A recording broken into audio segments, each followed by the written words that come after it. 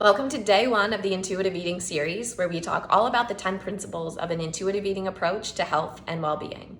My name is Kate, and I'm a registered dietitian nutritionist and owner of Kate Regan Nutrition, a virtual private practice based in Philadelphia, Pennsylvania. Today, we're starting with principle number 1, reject the diet mentality.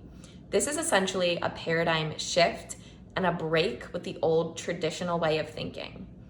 Society tells us that dieting is a solution for us, when really, it just makes us unhealthier and unhappier. So in this first principle, it's a critical first step in continuing your intuitive eating journey. It's a commitment to not go back to dieting or the diet culture way of thinking. Basically, a lot of people get caught up in what's called the dieter's dilemma. Let me know if this sounds familiar to you. It starts with a desire to change your body in some way, usually to lose weight, or a desire to control the way that you're eating.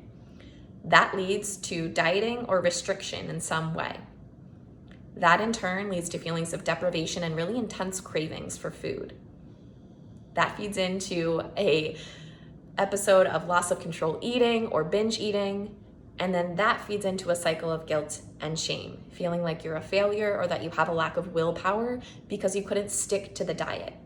That takes you right back to the top where you feel like you need to gain some kind of control back with the way that you look or the way that you eat. This is also known as the binge restrict cycle. Intuitive eating is an end to this cycle. It allows for a whole new perspective on the way that you eat and the way that you look. Let me share some statistics with you. If you've dieted in the past and felt like it's never been sustainable for you, you're not alone. 80 to 95% of people who embark on weight loss journeys end up gaining the weight back that they lost. And a large percentage of those people gain back even more weight. And straight from the CDC, 50% of all US adults are on a diet at any given time. And the average dieter engages in 55 to 130 diets throughout their lifespan. So if diets worked, you would only need one. And acknowledging that diets don't work is a really important first step in this journey. This principle also allows you an opportunity to get rid of dieting tools that you've been relying on. Things like a scale, either a food or weight scale, a calorie counting app, or any other tools you use to control the way that you eat.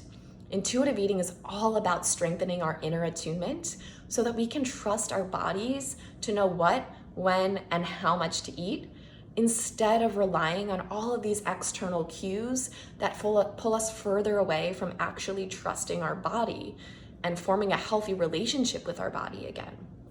So, in acknowledging that diets don't work and are not a solution, and also getting rid of those dieting tools, you'll be able to move forward in your intuitive eating journey and be really successful. So, action item.